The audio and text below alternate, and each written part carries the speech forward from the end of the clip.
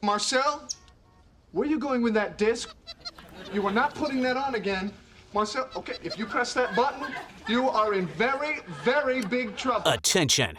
Everybody stop what you're doing. It's time for The Unwritten Rule, a Mizzou sports podcast brought to you by the Believe Network, alongside Payton Haverman and Kenny Van Doren. Here is your host, Jack Knowlton.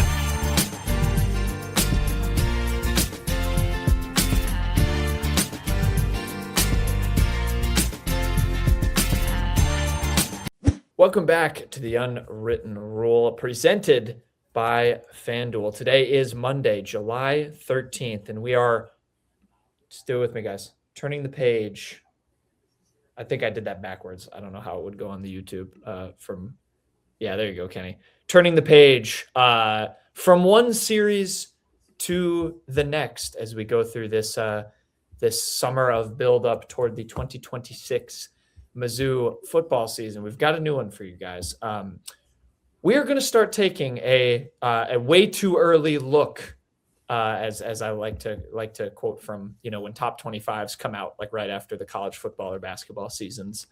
A way too early look at the 2026 SEC opponents for Mizzou. So over the next couple shows, we'll go through each team. We're actually going to have a couple of bonus episodes because we ran out of days, because we, of course, also are going to do the position previews, and then we'll have like our big kind of season picks show right before the UAPB game in late August, and then that game kicks off the season September 4th. So because of that, we'll have a couple of these team previews for Mizzou's opponents kind of spliced in. We'll have a few extra episodes for y'all, which I know everyone will just love to hear more of us, right, Kenny and Payton? I think that's the consensus.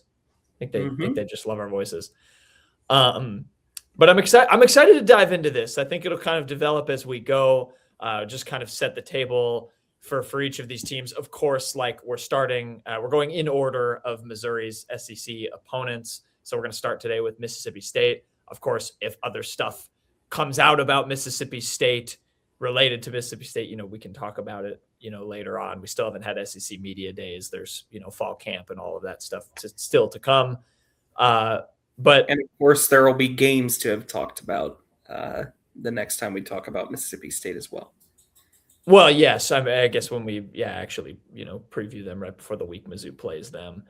But I figured we could start, kind of setting the table. I also was starting to think of, guys, like I wanted to make a checklist of what makes a team scary for not Mizzou specifically, but just maybe in your guys' eyes, when you look at these teams, what has to go on your checklist, overarching for any team that maybe makes them scary or dangerous. So I wrote a few things down, and I want this to be maybe a continued like thought exercise of what requirements does a team have to hit or not have to hit to be either scary or not scary. So I wrote down, just jotting down off the top of my head. Does the team have a proven QB? Does it have either of its top rusher or receiver back from last year? Does it have its leader in tackles, sacks, or interceptions from last year? Is there a first-year coordinator? Little things like that you maybe look for as you go. I don't know if either of you two have things, in some of those overarching categories, like this team has this thing or doesn't have this thing that makes them scary or not scary. Does this team have more than 2 SEC wins in the last 3 seasons? That'd be a good one for starters. That's not a bad one. That's a good segue into Mississippi State, which I've written down a bunch of stuff that I can rattle off as we go. But you know what, Kenny, you've set the table perfectly for my my first question that I was going to pose to y'all. Is Jeff Lebby building a program? That is a text we exchange often. Where did that come from, by the way? The first year they played in Jeff Lebby's first year when Missouri, the sideline reporter talks about, I don't even remember what it was. I mean, they were a horrible team. I think they might have had some suspensions or something. And the phrase the sideline reporter is Jeff Lebby is trying to build a program. And it was just a very funny thing to see because they went like 2-10 and did not win an SEC game his first year. So it kind of built from there. Yeah, that's exactly what they did, actually. 2-10 and 0-8 in conference, and their only wins were UMass, Eastern Kentucky. They lost to Toledo by 24 points that year. So that's kind of where that comes from. I don't really think suspending people when you lose to Toledo 17-41 or whatever I just saw, I don't think that really matters when you're building a program. But they did have a much better second year. They beat Arizona State in a great game. At the time, we didn't know for sure what Arizona State was, but they were coming off of a college football playoff appearance where you could argue they were the better team in that game against Texas that they lost. But of course, it didn't shake out that way. So it is interesting because, I mean, now they've made more changes. I believe Jeff Lebby is just straight up the OC. Like, I don't think they have a true OC. Zach Arnett is back at defensive coordinator. We made fun of Blake Baker to going back to a place he got fired. Zach Arnett was the head coach for a season, got fired, and came back like 2 years later. So that is some next level stuff. But I mean, it's probably a do or die year for Lebby. They certainly can't afford to go 5-8 like they did last year again. I think that would probably lead to a changing of the guard. So that could make them a little scary. Lebby is certainly all in on this year, trying to make it work. He's coaching for his job, and sometimes that can really help. I mean, Drinkwitz in 23 was certainly coaching for his job, and we saw where that went. But a lot of the times it doesn't. It turns into a Sam Pittman situation. So certainly that could be a big factor in this game. What a tough job to take at the time, too. Your season removed following Mike Leach just passing. You try to, keep the same staff together in the sense of keeping Zach Arnett around as your head coach in 2023 and still build upon what Mike Leach was doing with that program. Mississippi State in 2022 finished 9-4 with a bowl win, with a win in the ReliaQuest Bowl. 2021 7-6, and Mike Leach's first year was 4-7 in that 2020 season. Historic head coach as well, and I think the seed is going to be extremely hot if they go into November without more than one SEC win. And it's a tough schedule this year for Mississippi State. They have a road game at Minnesota, but when you look at the SEC schedule, South Carolina on the road, Missouri at home, Alabama at home, you have to go into LSU, you have to play Oklahoma at home, Texas on the road. I mean, these are good teams. And of course, the Egg Bowl is going to be on the road this year. So I think all around it's a very tough SEC slate for this Mississippi State team that's still trying to turn that corner, trying to get more than one SEC win and, be bowl eligible. A team that's not just 5-7 making a bowl game, but a team that's above 500 trying to make a bowl game under Jeff Lebby. Yeah, they were 5-8 last year. They started make a bowl last year technically. That's what I said. I said trying to make a bowl game as not just a 5-7 add-on team. Yeah. And Mississippi State's doing all this at a time when Ole Miss is at its highest. Ole Miss has not been this good, and even with Lane Kiffin leaving for LSU, this is an Ole Miss staff that still has a lot of pieces from last year, a lot of players from last year. A lot of its offense is still there from its time making the college football playoff. So this is a very hard time, I think, for Jeff Lebby to try to find success. But this is a do-or-die year. You are trying to get over that threshold. And that threshold, unfortunately, is just 2 SEC wins. Yeah, 5-8, like you guys mentioned. I mean, Payton talked about the Arizona State win. They came close to knocking off a couple of top 25 teams. Like, they almost beat Tennessee that following week after they started 4-0 and lost in overtime. And you thought it could kind of be something. You talk about the transition of Leach. So this is where you can go into like, okay, you look at this game against Mizzou, which, by the way, I don't think I said September 26th is the date. It will be at night, between 5 and 7 p.m. kickoff. It's a flex game at Mississippi State. And you start to look at, what has Lebby done well? Offensively, they took a jump. I had a stat, and now I've lost it. I think he went up in SP plus. Oh yes. It went from 82nd to 39th in offensive SP plus last year. The interesting room to turn to right away when you want to, when you're looking at names you might want to know about on Mississippi State, the quarterback room, very interesting. Of course, they had Blake Shapen last year, who is gone. Last I checked on the Seattle Seahawks minicamp roster, actually, when I was looking up some of these Mississippi State departures. I don't know where he's lingering in the NFL training camp landscape now, but he was their quarterback last year. He's gone. It's going to be Kamario Taylor, who definitely flashed some interesting stuff last year, and is going to have the chance to shine. But, I go to my checklist. Does this team have a proven QB? I mean, not necessarily, but Payton, could Taylor be a leap guy for you maybe this year? Maybe not quite in the same way that, to go back to Kenny's comparison, like when Drinkwitz was needing a big leap year and got one from Brady Cook, could Taylor maybe elevate that team ceiling? I'll throw another stat out there, or fact out there for you if this influences your thinking. Mississippi State did lose 6 of its top 7 offensive linemen in front of him. That might be a good thing. Missouri, right? Yeah, but that also might be a good thing. But Kamario Taylor certainly intrigues me a whole hell of a lot more than Blake Shapen did.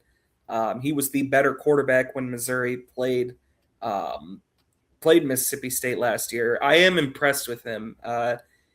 I know last year he probably wasn't a seasoned, like as seasoned as you'd want him to be to start as a true freshman in the SEC. But I mean, 629 yards in limited action, 5 touchdowns to 1 pick. He did only complete 55% of his passes. He did take 9 sacks, but 82 carries, 458 yards, and 8 touchdowns as well. Very, very dynamic. He is ESPN lists him as this, so maybe it's a bit of an embellishment, but I don't know by how much. Because he did look massive when he played Missouri last year. 6'4", 230. I mean, this guy could play linebacker at that size. He was a consensus 4-star.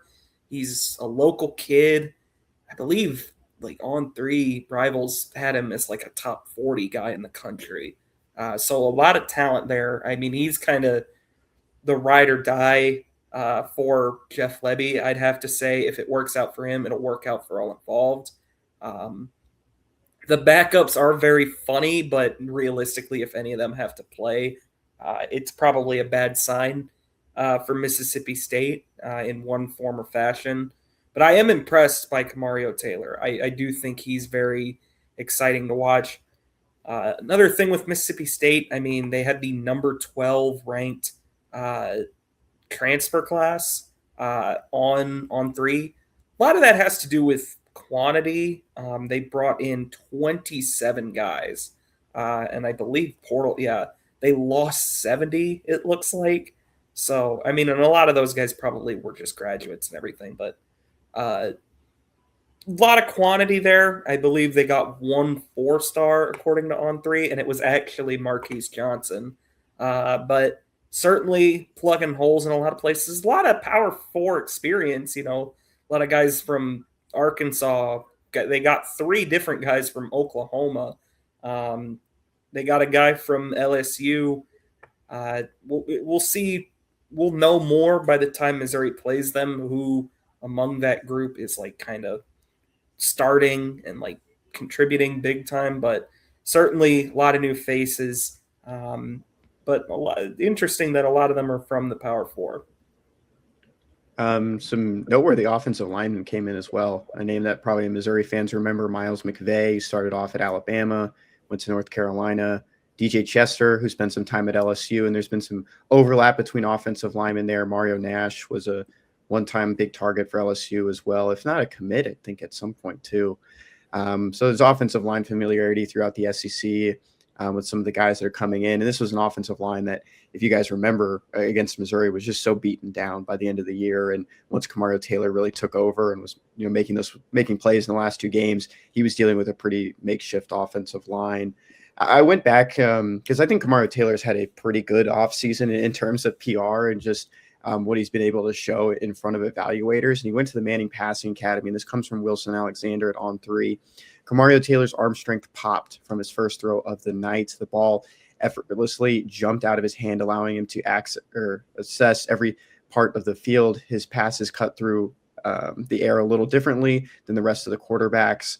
At one point, MC Cooper Manning joked that Taylor would throw a vertical route all the way back to New Orleans. So all around, it's been a really good offseason for him. And I don't even think they're embellishing the 6'3", 230 pounds. And if anything, ESPN is just pulling that straight from Mississippi State's website. But other people are noting that as well, especially this offseason. I do buy it. I mean, he was a big dude when Missouri played him. He's a freak. He looks insane. Yeah, I think he's one of the more enticing guys in the conference when you talk about the quarterback position, just because of what his ceiling could maybe be, and we just don't know what his floor is quite yet, because he hasn't had that full season. And Payton, you mentioned it. We've gone 15 minutes managing without managing to talk about this guy.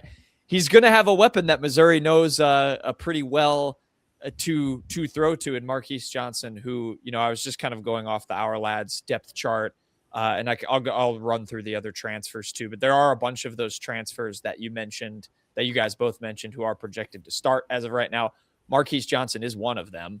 And Payton, you intrigued? I don't think I need to speak to. I will always buy into Marquis Johnson being a factor in an offense, but that's how excited are you, or what are your thoughts about seeing him in the other team's jersey? Obviously, with that speed, some potential after the catch there. It's like that. You look back, and that was obviously a transfer that I think was for the best for kind of all parties involved by the end there. But he's got a lot of talent, Marquis Johnson. Certainly an interesting fit there at Mississippi State. You got Kamario Taylor, who has a big arm, like Kenny just said. I mean, he really flashed it. Lebby, obviously, offensive ground. He'll have a chip on his shoulder for Mizzou. I can guarantee that. So certainly something to bears watching.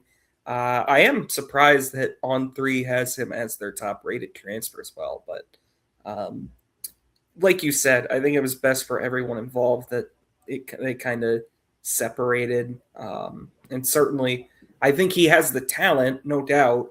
It's just kind of he never really developed as like a complete receiver at Mizzou.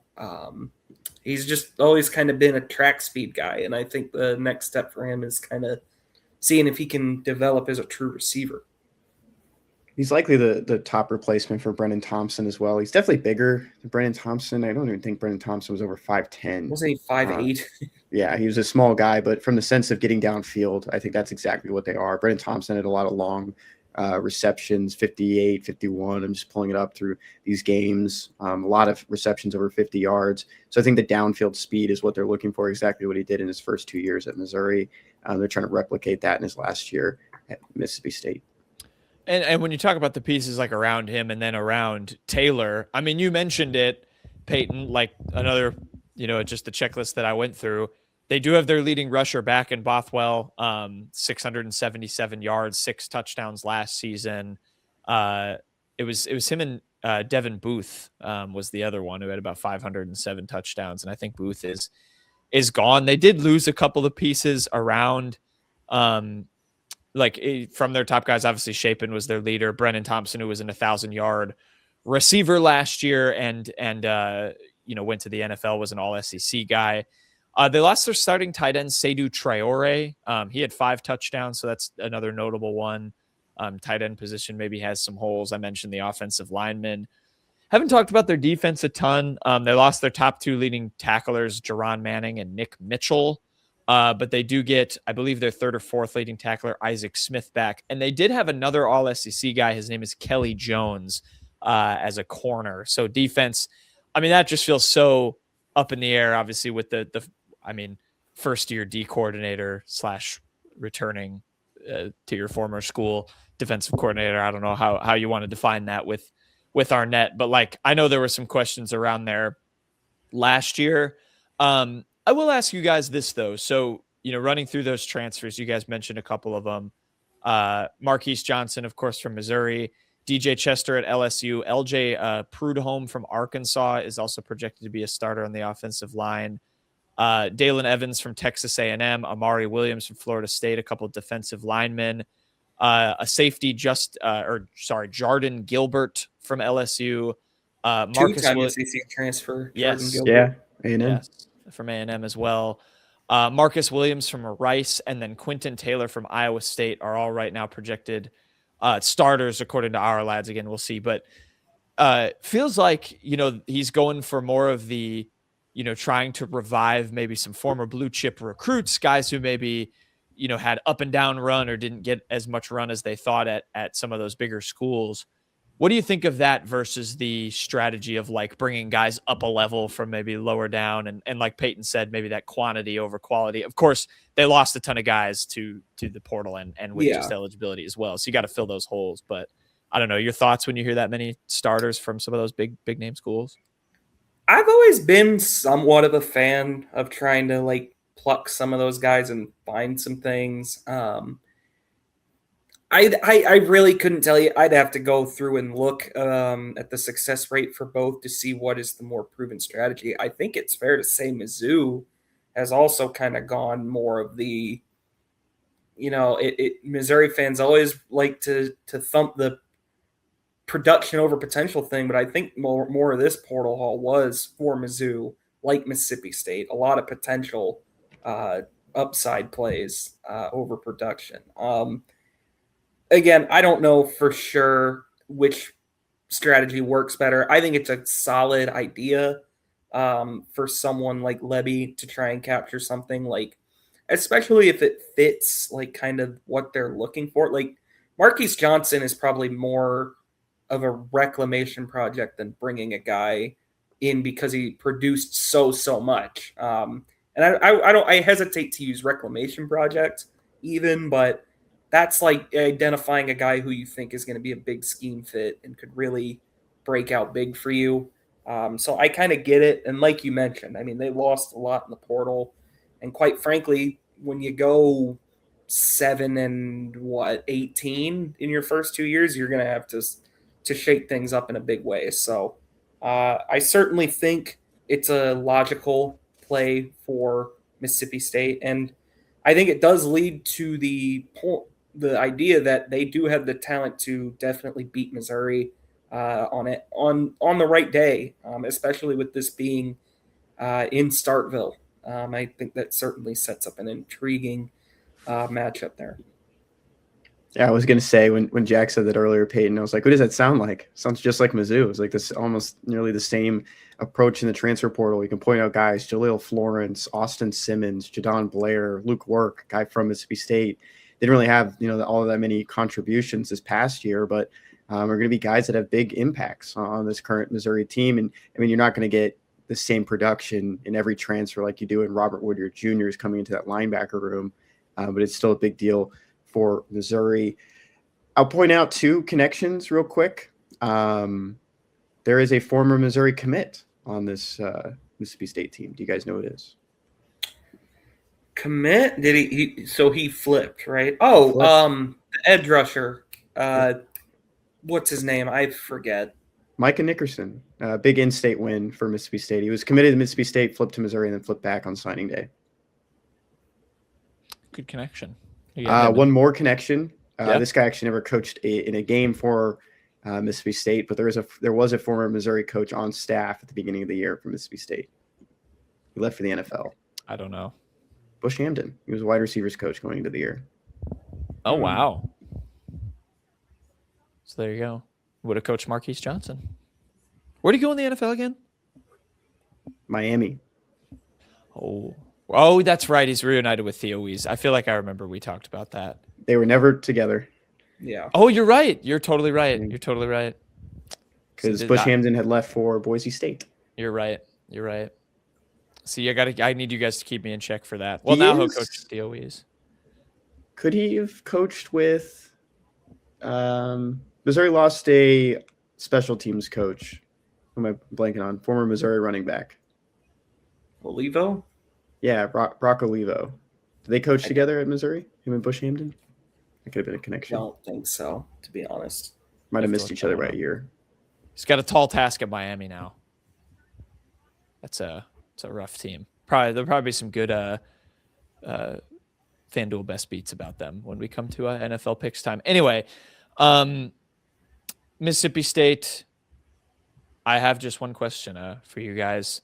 We've rapped about them, talked about their transfers. The only thing I will add to what you guys have said, in looking at this team on paper, I think it seems like it's going to come down to offensive line a lot with them. Can these guys kind of step up, give a sophomore quarterback who's figuring it out, enough time and protection he needs? And he's a pretty good improviser from what I was reading about in terms of trying to play make, but I think that's what it comes down to. But this team has weapons. They have a proven running back. That definitely helps.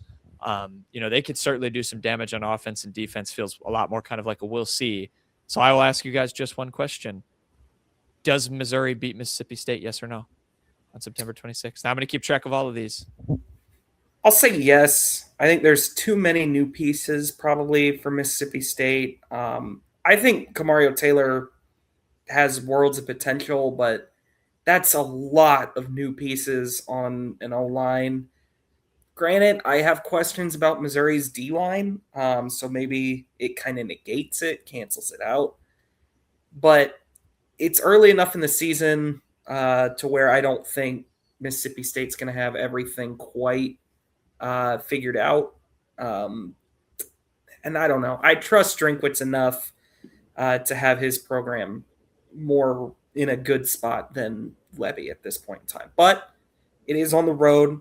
There is a lot of talent on this Mississippi State team. If things gel and Kamario Taylor does take a leap and that O-line is able to keep him upright, then Missouri could be in trouble. But I'll say for now, Missouri wins this. Yeah, it's hard for me to take Mississippi State until you see, a turning of the page. I think a positive for the Bulldogs, as there are 2 road Power 4 games before this Missouri game, so that maybe there is some tune-ups there going to Minnesota, and then you have your first SEC game the weekend before against South Carolina. Maybe that plays in your favor before you host your first Power 4 game, your first SEC game against Mizzou. But like I said, I can't take Mississippi State until you see it. If this Mississippi State team blows everyone out of the water to start the year, just upsets South Carolina, then maybe we're thinking about, okay, this game is going to mean a little bit more, or even be more of a challenge for Missouri at the beginning of the year. Yeah, see, that's the because I think you're both right in the sense of, Payton makes a good point of, can you catch this Mississippi State team? If Mississippi State's going to hit the ceiling where you think they could go, can you catch them early enough before they hit that ceiling? But Kenny, to your point, they kind of have to have it figured out by that Missouri game, because their next week's October 3rd at home against Alabama, October 17th at LSU, 24th home against Oklahoma, 31st is at Texas. That is a gauntlet. So I think you sort of have to have it. If you're Jeff Lebby, you might have to have it figured out by that Missouri game. And then if they do, how scary could that be? All right. Anyway, pardon the interruption. I don't remember what I was saying before we had to pause. So this is going to be a botched transition. Kenny's point. I think you guys, make good points, combined. That said, I'm in agreement. I do not think Missouri will fall to Mississippi State. Payton, with what you said with the lines, Missouri has a lot of questions for me at defensive line. Mississippi State, a lot of questions on the O-line. I don't want to be too disrespectful to Fluff Bothwell. I think he could, take another jump. And if he was like a Superman at running back, that scares me a little bit more, just because that maybe puts some more, dynamism to their offensive attack, which is obviously already pretty solid under Jeff Lebby. But I think as long as Mizzou's offense is relatively solid or performing to how it could be, I think it can still score on this Mississippi State defense, at least on paper. Again, we could be way wrong, but we won't lock you in. I'm going to lock us into, on July 12th, we thought Missouri would beat Mississippi State. And then when we make our score predictions, maybe we'll be thinking a little bit differently. So there's a little way too early look at the Bulldogs. Anything we want to add? Oh, I don't think I said, by the way, or you said, Payton, their backup quarterbacks, if you were wondering if Kamario Taylor, hopefully it's not an injury reason, but if they have to go to a backup, it's either AJ Swan or Jaden Rashada, which definitely, they're not top 5 in a lot of metrics, but top 5 quarterback rooms in terms of name recognition Mm-hmm. or just funny names, that's a top 5 room right there. That's pretty funny. AJ Swan, man, where did it all go wrong? I have Going to really Vanderbilt? been that well. He was good at Vanderbilt for Was Vanderbilt Vanderbilt good? at the time. Yeah, and then he went to LSU, and Kenny and I thought he was going to be the quarterback in waiting. Never panned out. Sad. Went to App State. Don't forget. He did, and he was not very good. Jaden Rashad only a redshirt sophomore. Okay, give it up. He went to Sacramento State, which I want to talk about them when college basketball season rolls around. So that'll do it for a little look ahead to Mississippi State. I won't do it for the show though, because don't go anywhere. We'll come back on the other side. We have quick hits, some fun Tigers in the Wild, and headlines to finish out your Monday show.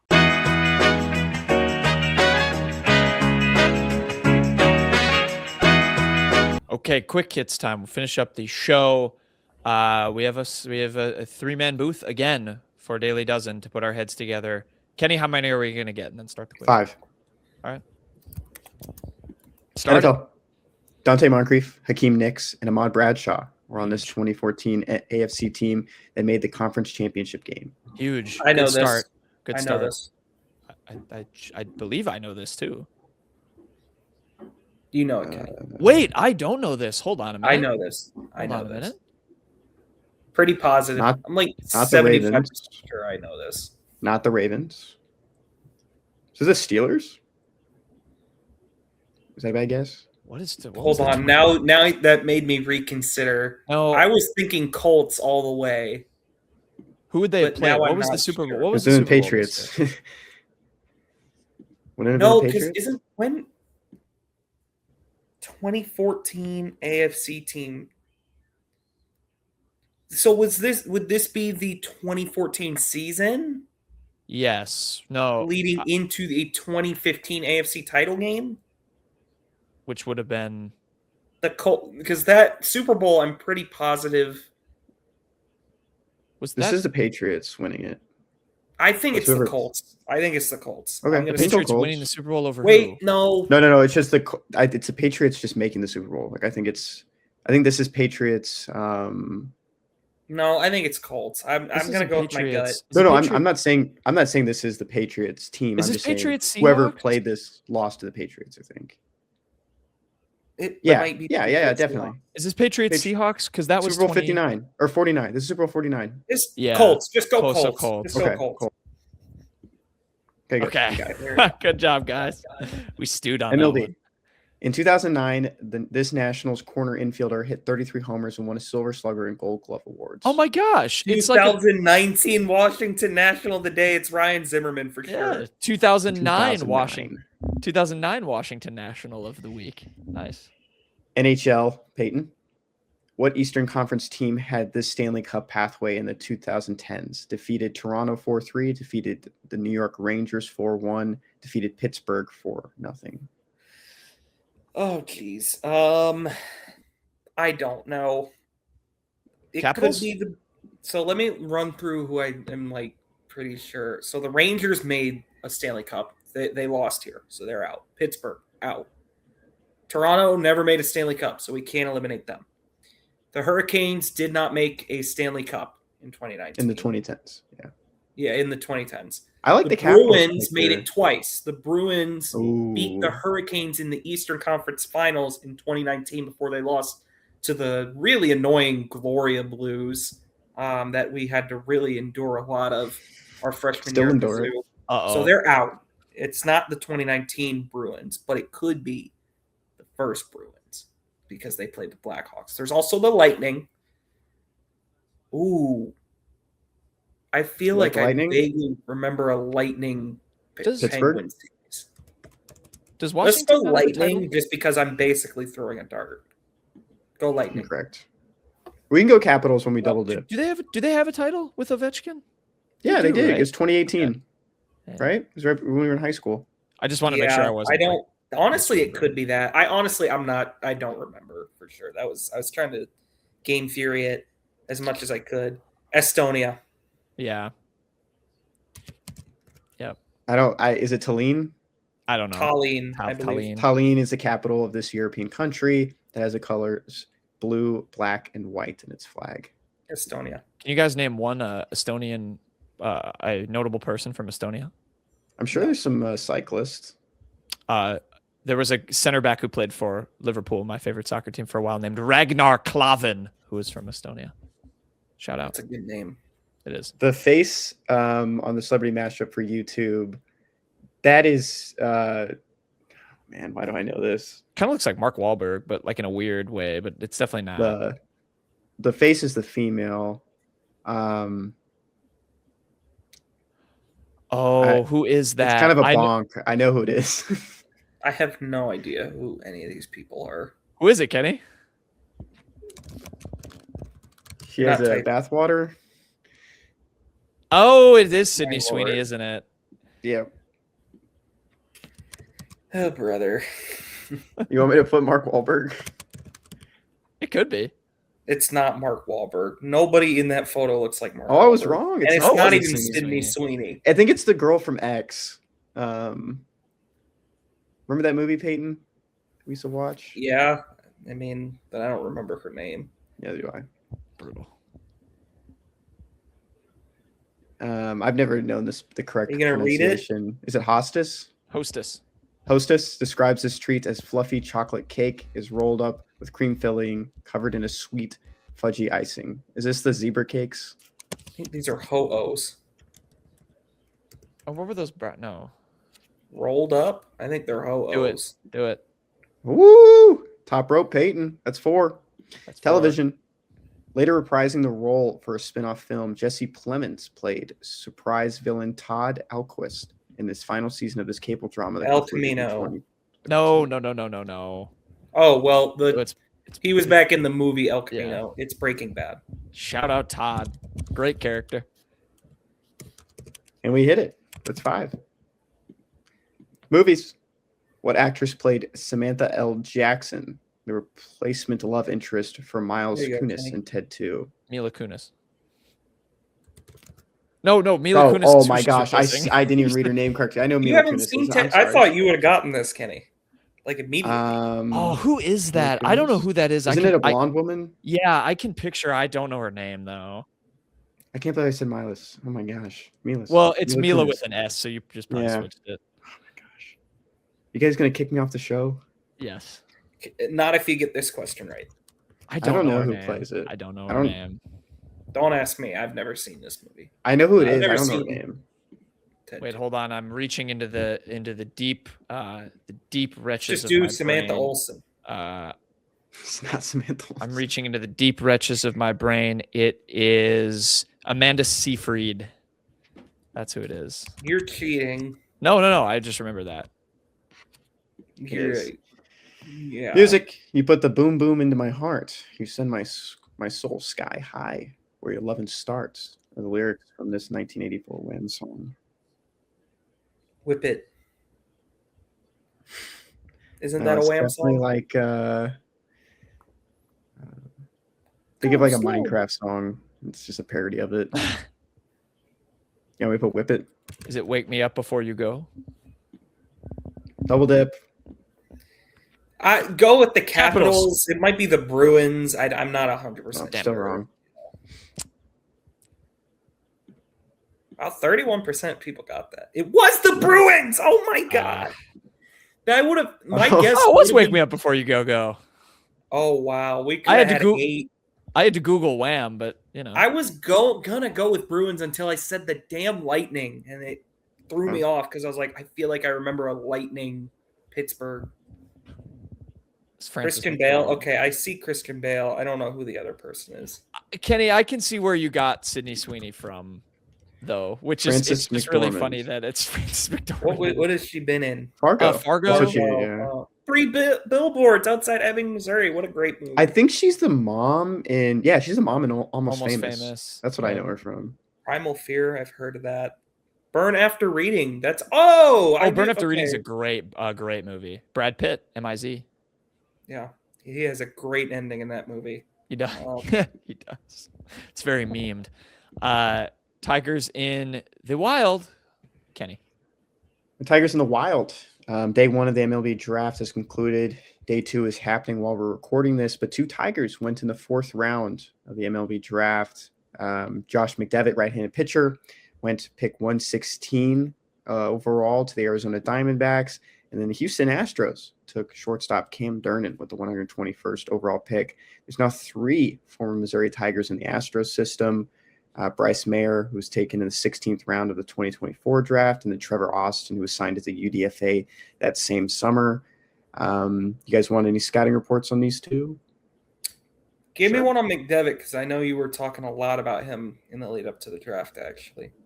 Yeah, I thought Jim Callis, MLB Pipeline senior writer, put this well, that it's probably the best developmental project for Carrick Jackson in his time with the Tigers. First 2 years, didn't really pitch much. In his junior season, he became the Friday starter, which is very tough to do when you don't have that many innings and miles behind your arm. And he ended up having the 4th most strikeouts, I think 4th most strikeouts on his fastball in NCAA this past year. And he only had 81. And he doesn't even have the most. Yeah, he doesn't. It's not even like the fastest pitch. He probably averages 93, 94 on it. And it just has a lot of unique shape to it. And it just works out really well in his favor. This could be a cool one to follow in the Diamondback system.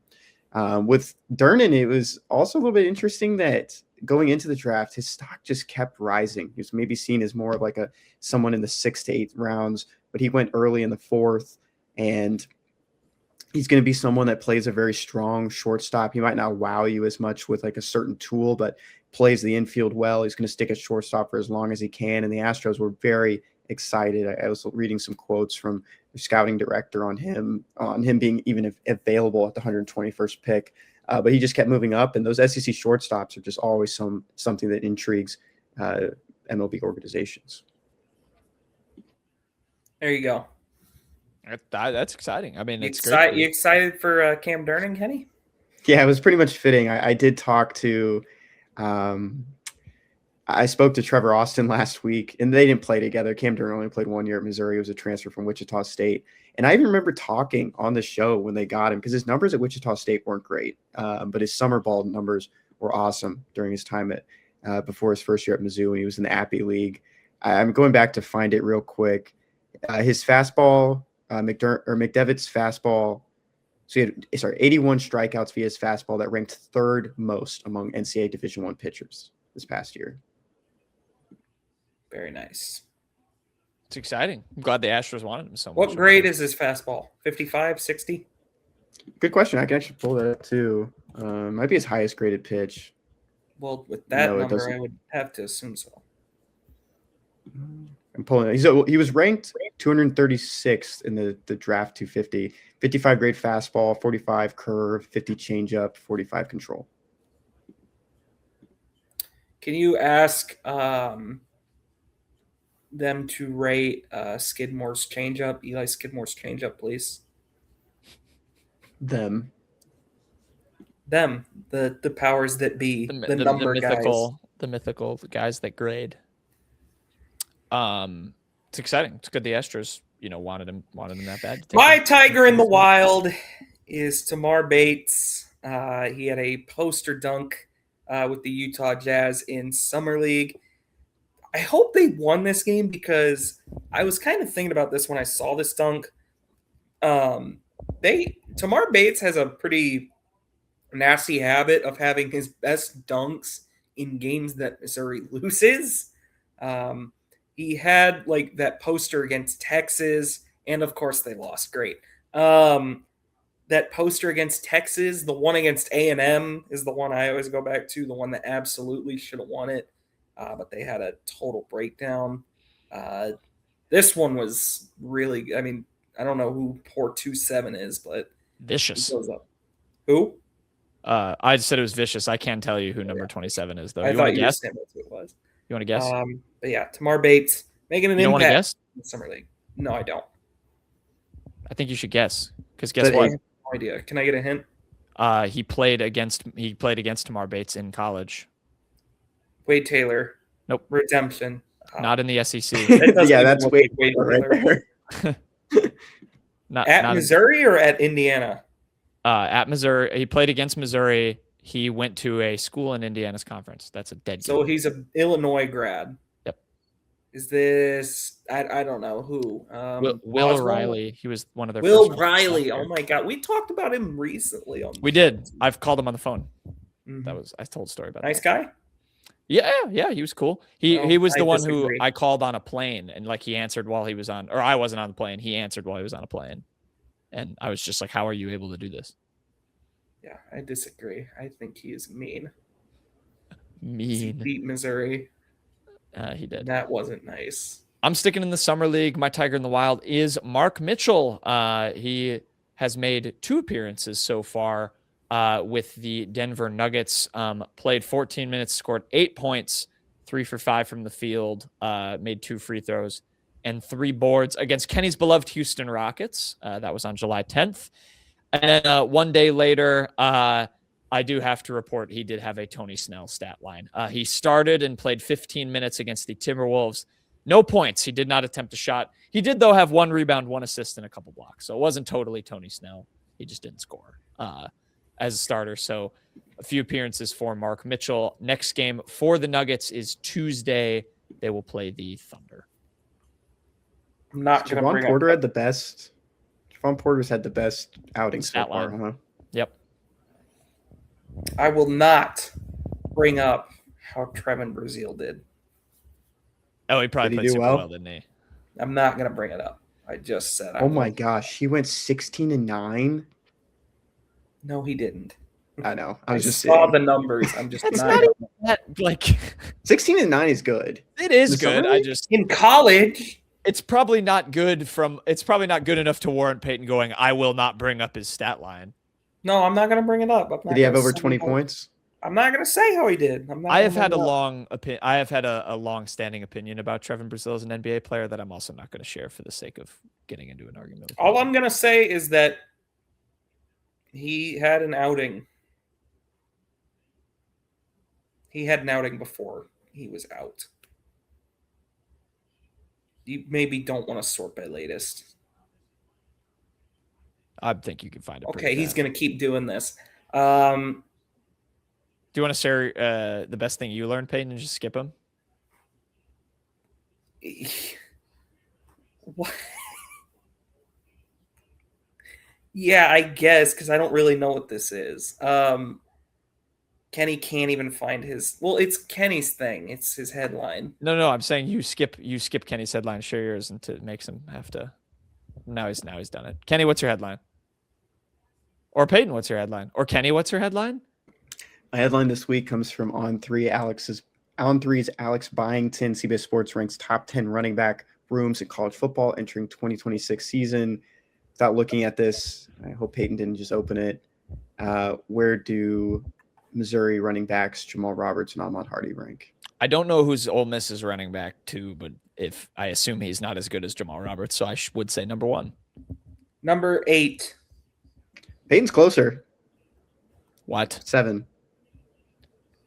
Yeah, I saw So it this debated on Twitter.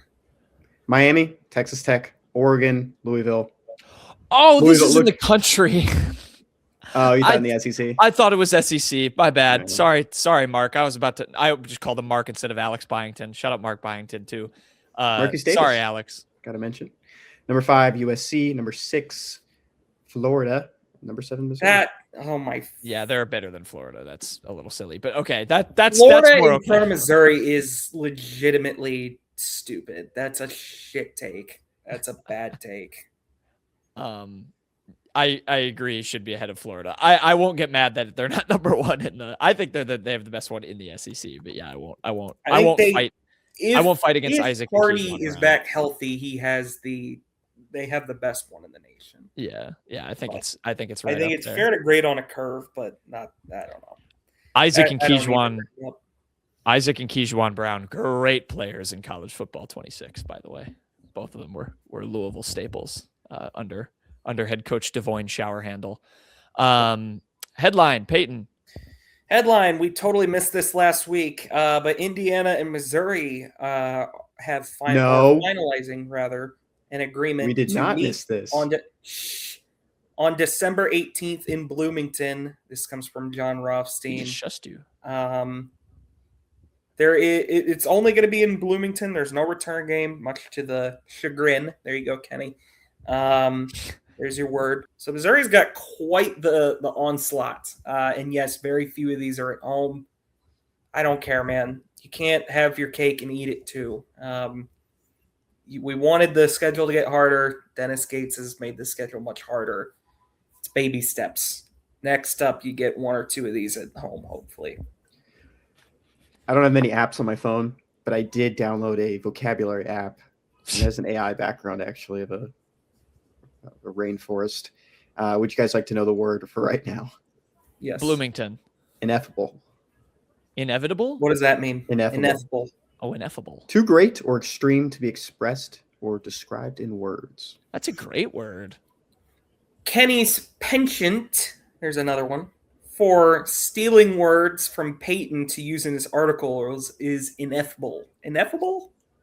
Ineffable. Ineffable. It's a good word. Sedulous is my next one. What's that one mean? Working hard and never giving up. Sedulous person. I've never been described as sedulous. I like this is very fun. Yeah, it's This a little is tough. It's a blast, road game, but this will be fantastic. I'm so excited for the I'm very excited for the college basketball season. I'm very excited for the Mizzou season. It's safe to say it needs to go very well because the NBA is sort of out of my realm now. I've expressed this Gary Trent got a big deal. There you go. Yeah, where that's not a headline. My headline is though. You guys thought we went 50 minutes. You thought World Cup might not sneak into the show. It's gonna. My headline comes from The Athletic. Should Jude Bellingham's first goal for England have stood? ? Norway don't think so. Latest controversy involving, weird refereeing moments in the World Cup. Did you guys watch this? Do you guys know anything about this? Okay. No. Peyton does not. I watched the end of it. The allegation is, of course, England knocked off Norway in extra time in a very, very dramatic game. Very fun to watch. Unfortunate for Norway, Erling Haaland got hurt, had to come out and couldn't play. But they won 2-1 in extra time. They tied the game just before halftime on this play where Norway's goalkeeper punted the ball. And they are alleging that the ball hit the wiring of the sky cam. It drops down, and I don't have I didn't send Kenny the full clip, but it drops down to this England player. They make 2 passes and score to tie the game. So, there was kind of a big hubbub about it. Norway obviously does not, felt very hard done by. They thought the goal should have been overturned. The rule, of course, in FIFA is if an object interferes with play, you blow the game dead. If the ball hits the referee, you blow the game dead. But they did not see it. They did not deem that there was a touch of the wire. But the clip looks very weird. The ball just kind of dies, it drops down, and then England go score. So it's interesting. They also pointed to the whole, I don't know if you guys have seen this stuff, but there's the sensor in the ball that if it touches something, they'll show it on the VAR. There's a spike that goes up, to indicate that it touched it. That was a big thing in the Croatia game when they lost to Portugal, when they had that goal at the end disallowed. They said there was no signal that the ball touched anything when it hit the wiring, which I find very interesting, that if it can skim off a guy's head, in a game like that, why can't it make a wave when it touched the wiring? So believe what you want. Was Norway Maybe cheating? there I don't know. was divine intervention. There could have been. Obviously, there's been a lot of interesting refereeing moments. Kind of just the latest one. There was, the Argentina-Egypt game. There was the Argentina game against Switzerland with the guy sent off for diving. That was a whole mess. You can read about that rule. I won't bore you with the details, but yeah, controversy. But England's moving on. So we have you can look at it as chalk. I think the semifinal games will be great. You got England against Argentina and Spain, France. Peyton, your thoughts? The World Cup ended last Monday. Yeah, that's what I figured your thoughts would be. What's your 2019 Washington National of the Week, Peyton? My 2019 Washington National of the Week is going to be Javi Guerra. We're kind of running through some straight up nobodies just to get them out of the way. Javi Guerra was a journeyman reliever This was actually his last team he played for was the Nationals. He played for the Nationals in 2019, 2020, and 2021. He played for Toronto in 2019 as well. He made 11 appearances there, 40 appearances with the Nationals, had a 4.86 ERA, had one save. It's so funny because even like just a few years ago, guys who just didn't strike anybody out were still fixtures in a bullpen. Javi Guerra did not strike a lot of guys out. He walked a lot of guys and he gave up home runs. But there you go. Javi Guerra, a complete nobody that nobody on this show remembers, I'm pretty sure. Maybe I know who he is. No, you don't. No, I don't. Where did he start his career? Colorado. Do you know, Kenny? Tampa. Knowlton was closer because he is in the right division. He was a Dodger in 2011. That's when he debuted. He actually had 21 saves his rookie season. That's incredible. Oh, I'm thinking of a different pitcher. Yeah, there are two Javi Guerras, I believe. Yeah, I'm thinking of... Or maybe you're thinking of Junior. There's a Junior Guerra who was a Brewer. Junior Guerra. I vaguely recall. I actually do vaguely recall that name. There are two Javi Guerras. Willie Peralta? No, that's a no. What did you ask me? I heard Kenny. I didn't hear you. What did you ask me? Do you remember Willie Peralta? Yes. Yeah. Yeah, he's a hard thrower. Straight as an arrow, though. Really just wound up being a meatball. Okay, we're going to go on to everybody's favorite segment, Joke of the Week. Or not even Joke of the Week, just Joke of the Day. We do this twice a week. Apologies for that. This one comes from our favorite TV series, The Today Show. You're doing really well, Payton. Guys, did you hear about the queen who's only 12 inches tall? It's like a chess thing. What? It's like a chess joke. No. I guess a chess piece is not 12 inches tall. You know what a queen is? Is this like a shortcake joke? What do you mean queen? A queen. Oh, yeah. A monarch. Yeah, there's also the queen chess piece. Your brain went to chess before. Oh, I thought small, so I don't know. By the way, I just spoiled the joke. Did you hear about the queen? She was a ruler. 12 inches tall. She's a great ruler. I don't like that one. That's a good joke. She'd make fun of short people. Sorry, maybe I'll find a chess joke next time for Knowlton. Thank you. This guy's a chess fiend, apparently. I do like chess. Chess is fun. We're an old soul podcast, clearly. Chess is a great game. Kenny doesn't listen to music that was made less than 20 years ago. And, that's not true. I know that's not true. I'm just messing with him. He posts a lot of it on his dog stories on Instagram, just older songs. Kenny doesn't watch movies that are more than 2 hours long, though. I do know that. Remember when he said he thought Are you going to see the Odyssey, Kenny? boring? Probably not, right? You can see the Odyssey with clips underneath it. Yeah. From YouTube. Payton, can you and I do a solo? Do you want to do a duo Odyssey review? Would you be interested in that? Yeah, Kenny's review will be that. I don't think it's going to be very good. Shut.